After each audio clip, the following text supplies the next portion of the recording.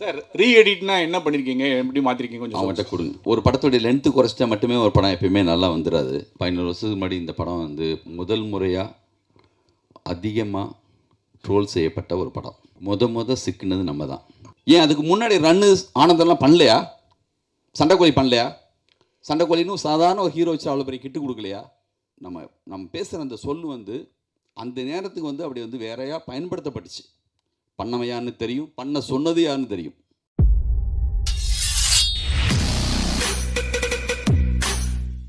எல்லாருக்கும் வணக்கம். அஞ்சான் 2014 ரிலீஸ் பண்ணோம். இப்போ மறுபடியும் ரீஎடிட் பண்ணி நாளை மறுநாள் ரிலீஸ் ஆக போகுது. உங்களுடைய அன்பும் சப்போர்ட்டும் எப்பயும் எங்களுக்கு இருக்குன்னு எங்களுக்கு தெரியும். நீங்கள் கொஞ்ச நேரத்தில் படத்தை ஸ்டார்ட் பண்ணி நீங்கள் படம் பாருங்கள். நான் பேசுகிறத விட உங்கள்கிட்ட கொஸ்டின்ஸ் இருந்துச்சுன்னா அதுக்கு பதில் சொல்லிவிட்டு நம்ம ஷோ ஸ்டார்ட் பண்ணலான்னு இருக்கேன். சார் வணக்கம். சார் வணக்கம், வாழ்த்துக்கள். நன்றி. கவிதா அவளை ஒண்டி தான் தெரியுமா? எல்லா பெண் வாய்ஸும் கவிதா மாதிரி தான் இருக்கு. அனுபவமா மேடம் தான் பேசுகிறேன். சார் ரீஎடிட்னா என்ன பண்ணியிருக்கீங்க, எப்படி மாற்றிருக்கீங்க கொஞ்சம் அவங்கள்ட்ட கொடுங்க. சரில கவிதா தான் அவங்க கேள்வி கேட்கணும்னு அதுக்காக கொடுத்தேன். வந்து எடிட்டு எவ்வளோ பண்ணியிருக்கேன் சார்? ரீஎடிட்னா எவ்வளோ நிமிஷம் பண்ணியிருக்கேன் அண்ட் வை? ஒரு 2 hours 36 minutes இருந்துச்சு. அதில் ஒரு 36 நிமிஷம் குறைச்சிருக்கு. 2 மணி நேரம் படம். இப்போது ஒரு படத்துடைய லென்த்து குறைச்சிட்டா மட்டுமே ஒரு படம் எப்பயுமே நல்லா வந்துடாது. நம்மளுடைய நோக்கமும் லென்த்து குறைக்கிறது மட்டும் இல்லை. நீங்கள் படம் பார்த்தா தெரியும், ஃபஸ்ட் வெர்ஷனுக்கும் இப்போக்கும் ஒரு சின்ன சேஞ்ச் பண்ணியிருக்கோம். அது நீங்கள் பார்ப்பீங்க லைட்டாக. இப்போ சூர்யா இல்லை, சூர்யா மட்டும்தான் இருக்கார். சார் படம் ரீரிலீஸ் சூர்யா சார் சம்மந்தம்லாம் என்ன சொன்னாங்க, அவங்கள்ட்ட பேசுனீங்களா? சிவகுமார் சார் அப்புறம் அம்மா எல்லாம் வந்து படம் பார்த்தாங்க. அவர் வந்து ஊட்டியில் இருக்காங்க சாரு. இன்னும் வந்து ஒரு படம் பார்க்கல. நான் கேட்டிருக்கேன் நாளைக்கு ஏதோ டயத்தில் பார்க்கலாமான்னு சொல்லி. சந்தர்ப்பம் அமைஞ்சால் நாளைக்கு இல்லை ரிலீஸுக்கு பிறகு பார்ப்பாங்க. விஜயோட படங்கள் தொடர்ந்து ரீரிலீஸ் ஆகிட்டு இருக்கு. போன வாரம் வந்து விஜயும் சூர்யாவும் நடித்து ஃப்ரெண்ட்ஸ் படமும் ரீரிலீஸ் ஆகுது. இந்த வாரத்துலேருந்து நீங்கள் சூர்யாவோட படத்தை ஆரம்பித்து வைக்கிறீங்க. ஸோ ஒருவேளை 2 பேரும் கூட்டணி அரசியலில் இறங்குறதுக்கு வாய்ப்பு இருக்கா சேர்ந்து? அதுக்கு நீங்கள் பிள்ளையா சொல்லி மாதிரி போடுறீங்களா? அஞ்சானை பற்றி பேசலாமா?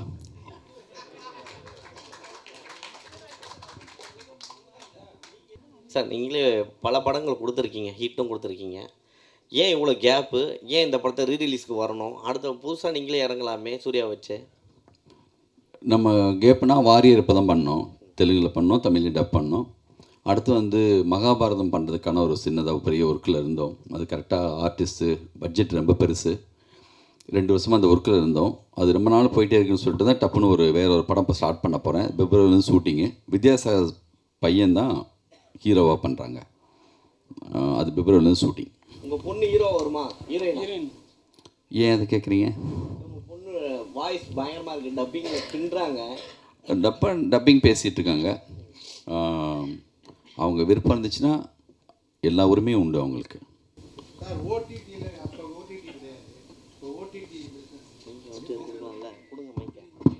இது தேட்ரிக்கல் தான் சார் ஃபஸ்ட்டு. அப்புறம் வந்து நம்ம ஆல்ரெடி ஓடிடி யார் வாங்கினாங்களோ அவங்க விரும்பினா இந்த வருஷனையும் மறுபடியும் போடலாம். Sir good evening sir. வணக்கம். ஆனந்தம், ரன் இந்த மாதிரிலாம் வந்து ஒரு சொசைட்டிக்கு ஏதோ ஒரு யூஸ்ஃபுல்லாக ஒரு ஸ்டோரி வருது சார். சூர்யா சார் இந்த படங்களுக்கு அப்புறமே வந்து வக்கீல் ரோலு, போலீஸ் ரோலு, இப்போ ப்ரெசண்ட்டாக இப்போ வக்கீல் ரோலாம் நடிச்சிட்ருக்கார் சார். இது வந்து ஒரு கேங்ஸ்டர் படத்தை இவ்வளோ வருஷம் கழிச்சு ரீரிலீஸ் பண்ணுறீங்களே சார். நீங்கள் வேறு மாதிரி ஒரு ஸ்டோரி எடுத்து பண்ணணுன்னு திங்கிங் இருந்துச்சு சார். கேங்ஸ்டர் படத்தை ரிலீஸ் பண்ணுறதுக்கு அவர் என்ன சொன்னார் சார்? சினிமாவில் ஒரு பெப்பியான ஒரு மூடான நான் விரும்புகிற மாதிரியான ஒரு ஜாலியான ஒரு கேங்ஸ்டர்ஸ் படம். நான் படம் பார்த்துட்டு வந்துட்டு தேட்டரில் உட்காந்து படம் பார்த்தப்போ என்ன மாதிரி ஸ்டைலாக ஃபிலிம் படம்னு சொல்லி ஒரு ஆசையில் பண்ணுற மாதிரி. எனக்கு வந்து அந்த மாதிரி கதை தோணுதில்லை. தோணுனா எப்போயாவது நம்ம பண்ணுவோம். இது ரீஎடிட் பண்ணுறதுக்கு காரணமே என்னென்னா, உங்களுக்கு தெரியும் 15 வருஷத்துக்கு முன்னாடி இந்த படம் வந்து முதல் முறையாக அதிகமாக ட்ரோல் செய்யப்பட்ட ஒரு படம். சிக்கினது நம்ம தான். ஓகேவா? இப்போது உண்மையாக ரசித்த ஒரு சிலர் இருக்காங்களா? எப்போ பார்த்தாலும் இந்த 11 வருஷத்தில் எங்கேயாவது என்னை மீட் பண்ணும்போது, ஏன் சார் இந்த படத்தை இந்த மாதிரி திட்டினாங்க, எனக்கு பிடிக்கும் சார், எனக்கு பிடிக்கும்னே தனித்தனியாக நிறைய பேர் சொல்லியிருக்காங்க. அதுமாதிரி சின்ன பையன் இருந்தான்னா, சார் இவன் 5 தடவை பார்த்துருக்கான் சார், என் பையன் உங்கள் படத்தை ஸ்டிக்கை வாயில் வச்சுட்டு இப்படி எடுப்பான் சார், டேய் சொன்னா கல்டா குத்திக்க போராட்டான்னு சொல்லுவேன் சார். நானே இந்த படம் யோசித்தப்போ, நான் சின்ன வயசாக இருந்தப்போ ஒரு படம் பார்த்தா என்ன மனநிலைக்கு பார்ப்பனோ அந்த மனநிலைக்கு தான் படம் பண்ணது. இது உலகமாக கதை அப்படி புரட்டி போட்ட மாதிரி படம் நினச்சிட்டுலாம் பண்ணல, ஒரு படம் அவ்வளோதான். ஆனால் சூர்யா ஃபேன்ஸுக்கு நேற்று அவங்களோட மீட் பண்ணேன். நான் என்னென்னலாம் நினச்சி பண்ணணும் அது எல்லாமே அவங்களுக்கு கனெக்ட் ஆகியிருந்திருக்கு. ஒரு ஹீரோவாக அவர் எப்படிலாம் வரணும்னு ஆசைப்பட்டாங்களோ அது இருந்திருக்கு. ரியலாக எனக்கு பிடிச்சது சார் சொன்னாங்க அவங்க, அந்த குட்டி பசங்க 11 வருஷம் கழிச்சு அவங்க உண்மையாக ரியலாக ரசித்த சூர்யா ஃபேன்ஸு இவங்களுக்கெல்லாம் தான் இந்த படம். எங்கள் திருப்திக்காகவும் அந்த காலகட்டத்தில் திருப்பதி பிரதர்ஸில் போஸ் மாதிரி ஒரு ப்ரொடியூசர் இல்லைன்னா இவ்வளோ பெரிய பட்ஜெட்டில் அப்போ படம் பண்ணியிருக்க முடியாது. மிகப்பெரிய பட்ஜெட் அப்போ சூர்யா சாருக்கு. பாம்பேயில் மட்டுமே 120 நாள் ஷூட்டிங், கோவா பாம்பேலாம் சேர்த்து. அப்படி ஒத்துக்கிட்டு கண்டினியூவாக அப்போ திருப்பதி பிரதர்ஸ் உங்களுக்கு தெரியும், சின்ன படம் பெரிய படம்னு சொல்லி கோலி சோடா, மஞ்சப்பை, வழக்கியன், சதுரங்க வேட்டை, கும்கி, கண்டினியூவாக அதே காலகட்டத்தில் ரஜினி முருகன், எத்தனை படம், வேட்டை, அப்படி இருந்த ஒரு கம்பெனி ஒரு தொடர் வெற்றி கூட என்னென்னா ஒரு விதமான ஒரு கோபம், ஒரு வெறுப்பு, ஒரு பொறாமை, இது எல்லாத்தையும் கூட ஏற்படுத்தும். அதையும் தாண்டி நம்ம மேலே பேரன்போடு இருக்கிற ஒரு சிலர் இருக்காங்க. நம்மளுடைய அன்பு, எனர்ஜி, உழைப்பு இதெல்லாம் வச்சு அதெல்லாம் நம்ம முறியடிக்கிறதுக்கான ஒரு ஒர்க்கு தான் நம்ம பண்ணிகிட்டே போகணும். நான் நம்மளை அப்படி அடித்தவங்க இப்போ தயவுதாட்சியமே இல்லாமல் எல்லாருமேலே அது இருக்குது. உன்னை விட நான் எவ்வளோ பெரிய கெட்ட வார்த்தை பயன்படுத்துகிற ரேஞ்சுக்கு ஆகிட்டாங்க. எனக்கு பயமே இல்லை. இப்போது என்ன தெரியுமா, 11 வருஷத்துக்கு முன்னாடி இதை விட பெரிய கெட்ட வார்த்தை எனக்கு புதுசாக பயன்படுத்த போவதில்லை. இப்போ இன்னும் சிலர் போடுறாங்க, டே நீ மறுபடியும் தோக்குறதுக்கு இன்னொரு தடவை ரிலீஸ் பண்ணுறியான்னு. இது வெற்றி தோல்விக்காகவே நான் யோசிச்சு வரல. இது நாங்கள் விரும்பினோம், நாங்கள் ரொம்ப பிடிச்சி தான் இந்த படத்தை எடுத்தோம். ஒரு படம் நம்ம நினச்ச மாதிரியே 2 மாதிரி மாறலாம், ஆனந்த மாதிரி ஆகலாம், சண்டைக்கோழி மாதிரி ஆகலாம், நம்ம கையில் இல்லை. ஒரு வேலை செய்கிறோம், அது எவ்வளவு லெவலுக்கு போகுதுங்கிறது ஆடியன்ஸ்கிட்ட வந்த பிறகு தான் தெரியும். நீங்கள்லாம் சொன்ன குறைகள், ஆடியன்ஸுக்கிட்டேருந்து வந்த ஃபீட்பேக் எல்லாம் வச்சு ஒரு எடிட் பண்ணியிருக்கேன். ஒரு டைம் பத்தலை, அந்த நேரத்தில் டேட் போட்டாச்சு ஆகஸ்ட் 15ன்னு யூடிவி ஒரு அக்ரிமெண்ட்டு போட்டு இந்த தேதியில் ரிலீஸ் பண்ணணுன்னு. ஃபஸ்ட் ஹாஃப் செகண்ட் ஹாஃப் சேர்ந்து பார்க்க கூட நேரம் இல்லாமல் இருந்துச்சு. எனக்கு பிடிச்ச மாதிரியான எல்லா நண்பர்களும் இந்த படத்தை போட்டு காட்டினேன். தொடர் வெட்டியில் இருக்கப்போ பிரச்சனை என்னென்னா, இவருக்கு தெரியாததா, இவரே இத்தனை ஹிட்டு கொடுக்குறாரு, அப்படி பேசாமல் போயிடுவாங்க. இது ஒரு மாயான உலகம். தோத்தாளுங்க பிரச்சனை ரொம்ப அதிகமாக சஜஷன் கொடுப்பாங்க. சார் நீங்கள் அசிஸ்டன்ட் டைரக்டர்ஸ்லாம் பழைய ஆட்களை வச்சுக்காங்க சார், மாற்றுங்க சார். இதுவே ஜெயிச்சா அவர் எக்ஸ்பீரியன்ஸான ஆளுங்களாம் வச்சுருக்காங்க சார், அவர் வேறு மாதிரி சார் அப்படிம்பாங்க. கொஞ்சம் கூடுதலாக சொல்லுவாங்க, சார் ட்ரெண்டு மாறி போச்சு சார், நீங்கள் கூட கொஞ்சம் மாறணும் சார்ம்பாங்க. அதனால் இது ஒரு மாதிரியான ஒரு உலகம். நம்ம வெற்றி தோல்விக்காக இந்த படத்தை சவால் விடுறதுக்காக இந்த படத்தை மறுபடியும் ரிலீஸ் பண்ணல. இது வரைக்கும் கேட்ட எல்லா முக்கியமான விஷயங்களை வச்சுட்டு நல்ல டைம் இருந்துச்சு. நம்ம நினச்சப்போ எடிட் பண்ணலாம், கீழே எடிட் ஷூட் இருந்துச்சு. போஸ் சார் ரொம்ப விரும்பினார். நம்ம கம்பெனியில் இருக்கிற கனகு, வெங்கடேஷ், என் அசிஸ்டன்ஸு பிரபு, அப்புறம் விஷ்ணு, சக்கரை எங்கள் மேனேஜர் எல்லாமே அப்பப்போ என்னை கூப்பிடுவாங்க, இந்த மாதிரி ஒன்று எடிட் பண்ணியிருக்கோம் பாருங்கன்னு. இது பெரிய ப்ராசஸ், 2 வருஷமாக நடந்துச்சு. அதுக்கப்புறம் ஆண்டனி பார்த்தாரு, அவரும் சின்னதாக ஒரு இது பண்ணார். இவங்க ஃபேன்ஸுக்கெல்லாம் போட்டோம். எப்பயும் போல் எல்லோரும் சொன்ன மாதிரி எங்களுக்கு என்ன சார் இப்போ போடுறது, எனக்கு அப்போவே பிடிச்சி தான் சார் இருந்துச்சு சொல்லிட்டு அவங்க ஃபேன்ஸ் பார்த்தாங்க. அவங்களுக்கு இப்போயும் பிடிச்சிருக்குன்னு சொல்கிறாங்க. பார்க்கலாம். இதுக்கப்புறம் உங்கள்கிட்ட நான் இந்த பொறுப்பை படைக்கிறேன். நீங்கள் படம் பாருங்கள், நிச்சயமாக உங்களுக்கு பிடிக்கும்னு நம்புகிறேன். நீங்கள் தான் இன்னும் சரியாக எடுத்துகிட்டு போகணும் இதை. நன்றி சார். எனக்கு அப்பவும் பிடிச்சிருந்தது. எனக்கு கூட நீங்கள் சொன்ன மாதிரி அந்த ட்ரோல் தான் இந்த படம் அப்போ அந்த அளவுக்கு ஜெயிக்காமல் போனதுக்கு காரணமோன்னு ஒரு சந்தேகம் இப்போ வருது நீங்கள் சொல்கிறப்போ. ஏன்னா அவ்வளோ நல்லா இருந்தது. நான் இப்போ ஒரு டெய்லி பேப்பரில் ரிவ்யூ எழுதுனா அவ்வளோ பிரமாதமாக இருந்தது. இப்போது ஒருவேளை இப்போ இந்த 36 நிமிஷம் குறைச்சி இப்போ ஹிட் ஆச்சுன்னா அஞ்சான் பார்ட் 2 வருமா? முதல்ல இது வரட்டும். அதுக்கு அதை கேட்குறேன். அதே மாதிரி ஆனந்தம், ரன், சண்டைக்கோழி இந்த படங்கள்லாம் விட்டு அஞ்சான இப்போ ரீரிலீஸ், அதாவது எடிட் பண்ணி ரிலீஸ் பண்ணுற ரீசன் என்ன சார்? அதான் சொன்னேனே, இவ்வளோ நேரம் சொன்ன காரணமாக அதுதான். உண்மையிலேயே எனக்கு பிடிச்ச படம் இது. சார் வணக்கம் சார். வணக்கம். தொடர்ந்து வந்து ரஜினி, கமல், விஜய், அஜித், சூர்யா போன்ற படங்களை வந்து சின்ன படங்கள் வீக்லி 10 படம் வருது. அந்த சூழலில் வந்து நீங்கள் தொடர்ந்து ரிலீஸ் பண்ணுறாங்க, நீங்களும் அந்த வரிசையில் பண்ணுறீங்க. இது வந்து சின்ன படங்கள் வந்து இந்த படங்களை ரிலீஸ் பண்ணுறதுனால பாதிக்கப்படாதா? இப்போ எந்த சின்ன படம் வருதுங்க? தொடர்ந்து வீக்லி 10 படங்கள் வந்துட்டு இருக்கு சார். அது சின்ன படம் பெரிய படம் ரெண்டும் வந்துட்டு தான் இருக்கும். இப்போ இல்லை, அழகி படத்தப்பே அவர் சொன்னார், என் சின்ன படத்துக்கு தேர் தர மாட்டேங்கிறான் தங்கர் பச்சான். எல்லா கட்டத்தையும் இதுதான் இருக்கும். பெரிய படம் சின்ன படம் தேட்டர் வந்த பிறகு தானே. நீங்கள் பட்ஜெட்டை வச்சு சொல்கிறீங்களா? யார் முடிவு எடுக்கிறது? அதை ஃபேமிலி இப்போ இந்த டூரிஸ்ட் ஃபேமிலி வந்துச்சு, அது சின்ன படமா பெரிய படமா? அதே காலகட்டத்தில் மிகப்பெரிய படம் கூட வந்திருக்கும். வந்த பிறகு எது பெரிய படமாக மாறும்னு கண்டென்ட் வைஸாக தான் இருக்குது. அந்த கணக்கே கிடையாது. 2 தேட்டரில் போடுவாங்க, அதுக்கப்புறம் நல்லா இருக்குன்னு சொன்னால் அதுதான் பெரிய தேட்டருக்கு மாறும். கோலி சோடாவும் அதே நேரத்தில் வேறு பெரிய படமும் வந்துச்சு. கோலி சோடாவை வந்து தேட்டரே தரமாட்டேன்ட்டாங்க. இப்போ சத்யம் தேட்டரில் சின்ன தேட்டரில் போட்டோம். ஒரு வாரம் கழிச்சு அந்த பெரிய படம் சொன்னப்பட்ட படம் சின்ன தேட்டருக்கு வந்துச்சு, நம்ம படம் பெரிய தேட்டருக்கு போச்சு. சதுரங்க வெடி கூட அப்படி தான். அதனால் வந்து என்னென்னா, சின்ன படம் பெரிய படங்கிறது தேட்டருக்கு வந்ததுக்கு பிறகு தான். ஒரு ஷோ ஒரு தேட்டரில் ஓடினா கூட அவன் தெரிஞ்சிடும், சார் அந்த படம் ஃபுல்லாக தான் சார், நம்ம தேட்டருக்கு மாற்றிக்கலாமா அப்படி மாற்றிடுவாங்க.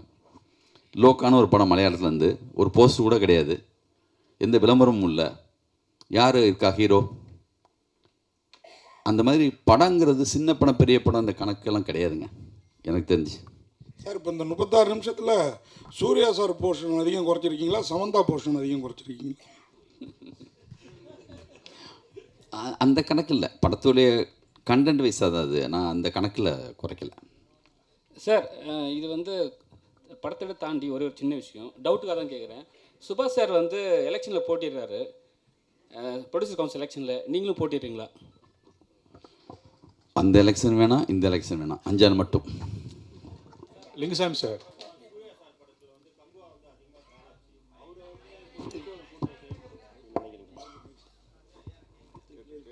அஞ்சானுக்கு பிறகு வந்து கங்குவா தான் அதிகமாக ட்ரால் ஆச்சு சார். அதனால சூர்யா சாரை வந்து டார்கெட் பண்ணி ஒரு குரூப் இருக்கா அப்படின்னு அப்படி எனக்கு பர்டிகுலராக சொல்ல தெரியல. ஒரு மிக சரியான படம் வந்தால் நான் பர்சனலாக சொல்கிறேன், நான் இந்த படம் இல்லாமல் டார்கெட் பண்ணி ட்ரோல் பண்ண படமாக அந்த நேரத்தில் ரன்னு வந்துருந்துச்சுன்னா, சண்டைக்கோழி வந்துருந்துச்சுன்னா, இவங்க என்ன பண்ணாலும் படத்தை நிறுத்தியிருக்க முடியுமா? ஜனங்க பார்த்துட்டே தான் இருந்திருப்பாங்க. நம்மளும் சின்னதாக மிஸ்டேக் பண்ணியிருக்கோம், நான் அதை 100% ஒத்துக்கிறேன். அவ்வளோ 100% மிக சரியான படத்தை நான் பண்ணிவிட்டு அதை வந்து எல்லாருமே திட்டாங்க அப்படி பழி போட நான் விரும்பலை. நம்ம செயலையும் மிஸ்டேக் இருக்குது. அந்த மிஸ்டேக்கை அவங்க கண்டுபிடிச்சி இந்த பாருங்கள் அது சொல்லி பர்சனலாக எடுத்துகிட்டு போய் அவங்களுக்கு ஒரு சந்தோஷம் வேணும்ல. ஒரு ஆள் தொடர்ந்து ஜெயிக்கும்போது அவங்களால என்ன பண்ண முடியும், பாவம். அதனால் வந்து நானும் தப்பு பண்ணியிருக்கேன், அந்த தப்பை பல மடங்காக அவங்களும் ஆக்கிட்டாங்க. இப்போ அப்போது நம்மளை மட்டும் நினச்சோம், பேசாமல் ஒதுங்கி எல்லாமே வந்து யாரும் எதுவும் பண்ண முடியாது. எனக்கு சப்போர்ட்டாக வந்து வெங்கட் பிரபு கூட திட்டு வந்துச்சு. அப்போது இந்த மாதிரி காலகட்டத்தில் எனக்கு பிடிச்ச மிக முக்கியமான டைரக்டரை அப்படி அடிக்கும்போது கூட நானும் உள்ளே போய் எந்த சப்போர்ட் பண்ண முடியாது. ஏன்னா முகம் தெரியாதவங்களோட எப்படி சண்டை போடுறது. இப்போது மணிரத்னம் படம், சங்கர் சார் படம் எவ்வளோ பெரிய வேலை செஞ்சுருந்தாலுமே இதை சிக்காதவங்களே இல்லை. எல்லாருடைய மரியாதையையும் ஒன்றும் இல்லாமல் ஆக்கணும், இன்னும் பெரிய வார்த்தைகளை பயன்படுத்தணும் அப்படின்னு நினைக்கிறாங்க. இந்த நெகட்டிவிட்டி வந்து தயவு செஞ்சு சினிமா இருந்தால் தான் நம்ம எல்லோரும் இருக்க முடியும். ஒரு எஸ்பிலிம்ஸ் சங்கர் சார் இருக்கும்போது அவ்வளோ நியூ டைரக்டர்ஸ் இன்ட்ரடியூஸ் பண்ணார். திருப்பதி பேஸ் இருந்தால் தான் ஒரு கோலி சோடா, வழக்கேன் மாதிரி படங்கள் வரும். மெட்ராஸ் ஆக்ஸ் இருந்தால் அவர் கொஞ்சம் படங்கள் பண்ணுவார். சரியான மனநிலையில் இருக்கிற, சரியாக சினிமாவை நேசிக்கிற அவங்க இங்கே இருக்கணும் கண்டிப்பாக. எல்லா படமும் நல்ல படம்னு உலகம் மொத்தம் எந்த டைரக்டருமே எடுத்ததில்லை. நம்ம ஒரு ட்ரை பண்ணுறோம், ஒரு முயற்சி எடுக்கிறோம். நல்ல படம் எடுக்கக்கூடாதுன்னு நினச்சி யாரும் எடுப்போமா? இந்த வேலையை மட்டும் ஸ்கிரிப்டு சொல்லாமல் காசுக்காகவோ பணத்துக்காகவோ ஒரு நிமிஷம் கூட ஒரு ஷாட் கூட யாராலையும் எடுக்கவே முடியாதுங்க. நாங்களே ஏமாந்துடுறோங்க. உங்களை ஏமாத்துறதுக்காக படம் எடுக்கிறது இல்லை. ஒரு டயத்துக்கு பிறகு எனக்கே படம் போட்டு பார்க்கும்போது தெரியும். அதனால் என்னென்னா நம்ம கையில் அது இல்லை. அது ஒரு மேஜிக். அது அமைஞ்சு அப்படியெல்லாம் வரணும். அப்படி வர்ற படங்கள் 100% போயிடுது. இந்த மாதிரி சில படங்கள் அப்படி ஆகுது. பார்க்கலாம். இந்த வாட்டி ரிலீஸ் பண்ணுறோம்ல, இது ஒரு அனுபவம். இது வெற்றி தோல்வியெல்லாம் தாண்டி அந்த நான் சொன்ன அந்த லிஸ்ட்டில் இருக்கிற அவங்களுக்காக அந்த படம் அதான். சார்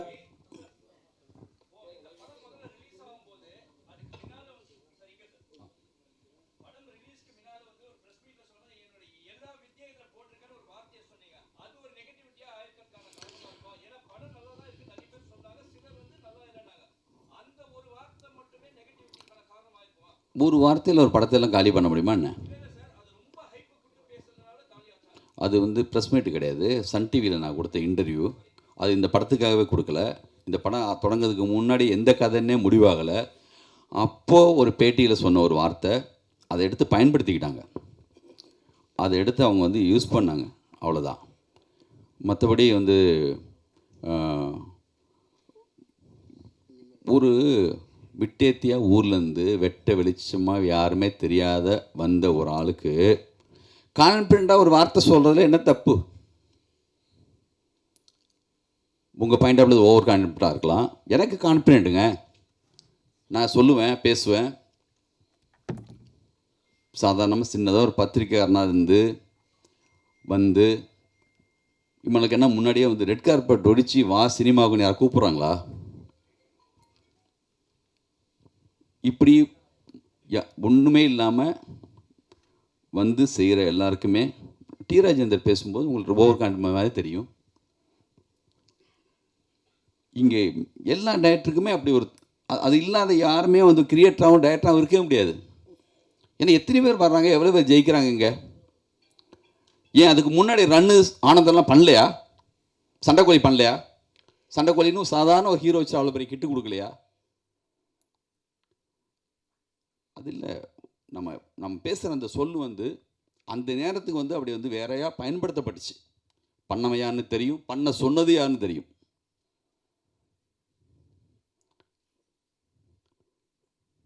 சார் சார் இங்கே சார் இங்கே சார் ஒரு தடவை எடிட்டர் மோகன்கிட்ட இன்டர்வியூ பண்ணும்போது சொன்னார் சார், அவர் அதிசய பறவைகள்னு ஒரு படத்தை நான் ரிலீஸ் பண்ணேன்.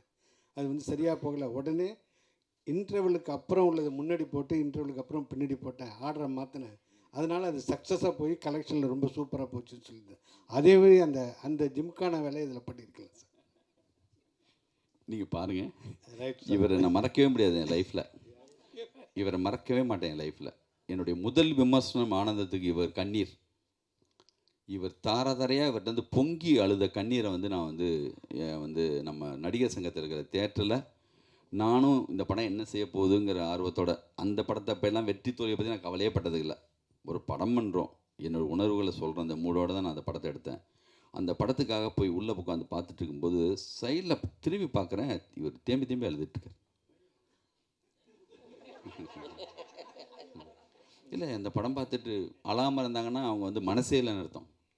மிக சரியான படத்தில் சரியான கண்ணீர் தான் தீரும். அது எனக்கு பெரிய சிம்டம்ஸ். எனக்கு இவர் அழுதது என்னங்க அப்படியா? முழுக்கவும் அப்படி சொல்லிட முடியாது.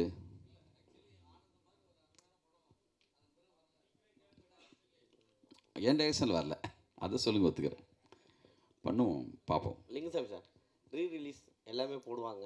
நீங்கள் இப்போ சமீபமாக எடிட்டிங் ஏதாவது கற்றுட்ருக்கீங்களா? ஏன்னா எடிட்னு சொல்லி ஒரு ஸ்டார்லாம் கொடுத்துருக்கீங்க பேனர்லேயே. எடிட்டு நான் நம்ம நம்மளுக்கு நம்மளே எல்லா வேலையும், நான் என்ன கேமராமேனா, நான் என்ன லிரிக் ரைட்டரா, நான் என்ன மியூசிக் டைரக்டரா, நான் என்ன எடிட்டரா, எல்லாமே கொஞ்சம் கொஞ்சம் தெரிஞ்சவன் தான் டைரக்டர். நம்ம கூட இருக்கிற எடிட்டர்ஸ் வச்சு தான் பண்ணியிருக்கோம். இந்த ரீஎடிட்டர்னு வார்த்தை ஏன் போடுறோன்னா அது இதில் நடந்திருக்கு. நீங்கள் படம் பார்ப்பீங்க, பார்த்தது பிறகு அதை பற்றி நீங்கள் எழுதுவீங்க, பாருங்கள். லிங்குசாமி சார் எல்லாரும் என்ன சொல்கிறாங்கன்னா, லிங்குசாமி சார் வந்து பெரிய கிரியேட்டரு. ஆனந்தம் படம் அவ்வளோ பெரிய ஹிட்டு, ரன் அவ்வளோ பெரிய ஹிட்டு, அவ்வளோ பெரிய படைப்பாளி இருந்தார். அவர் தயாரிப்பாளர் ஆனனால தான் அவருடைய அந்த உழைப்பு, அவருடைய இதெல்லாம் வந்து வேறு இதுக்கு போயிட்டு நிறைய ப்ரெஷர்னால வந்து அவருடைய கிரியேட்டிவிட்டி மாறிட்டு அப்படிங்காங்க. நீங்கள் தயாரிப்பாளர் ஆனதுக்காக ஃபீல் பண்ணுவீங்களா? அது உங்கள் வாழ்க்கையில் சினிமா வரையில் பாதிப்பை ஏற்படுத்துதா? என்னமோ டைரக்டராக இருந்து நான் மட்டுமே ப்ரொடியூசரான மாதிரி கேட்குறீங்க. ஏவிஎம் ஏபசிட்டியாரே ஃபஸ்ட்டு டைரக்டர், அப்புறம் தான் ப்ரொடியூசர். நம்ம இவர் வந்து Sridhar sir, Balachander sir, Kavithalaya, Mani Ratnam sir, Madras talkies, India மொத்தமும் உலகம் மொத்தமும் நல்ல படம் எடுக்கிற, சினிமாவை நேசிக்கிற, ரெண்டு வெவ்வேறு இல்லை, ரெண்டு ஒன்று தான். தம்பி உடையான் படைக்கு அஞ்சான். இன்றைக்கி அஞ்சான் அன்னைக்கு சொல்லணுன்னா போஸ் பற்றி தான் சொல்லணும். அவர் இருக்கார் பக்கத்துலேயே, எல்லாத்தையும் அவர் பார்த்துக்கிறாரு.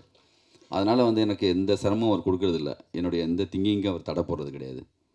அவர் இருக்கிறதுனால பண்ணுறோம்.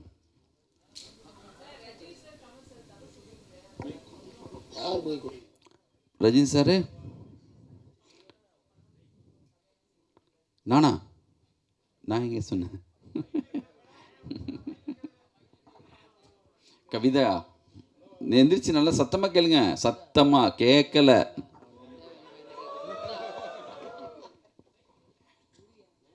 பேசுங்க.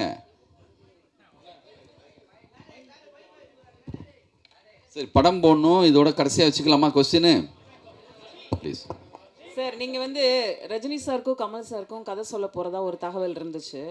அவங்கள வச்சு படம் பண்ண போகிறத பற்றி உங்களுடைய கருத்து என்ன? இப்போ வரக்கூடிய யங் டைரக்டர்ஸ் பார்க்கும்போது என்ன தோணுது உங்களுக்கு?